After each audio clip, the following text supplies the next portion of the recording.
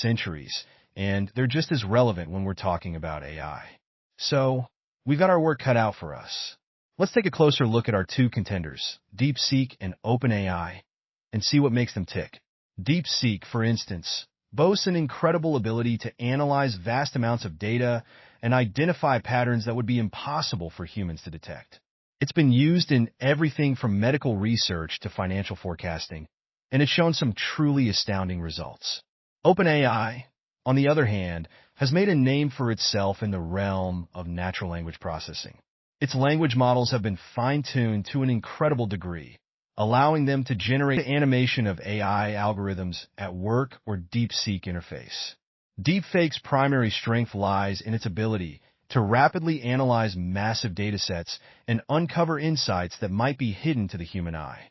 Think of it as a supercharged detective for numbers and patterns. Let's keep the conversation going. Quick transition to side-by-side comparison of both logos. We're talking about two major players in the AI game, and it's important to understand how they stack up against each other. But before we get into it, hit that like button and don't forget to subscribe for more awesome content. Let's get started.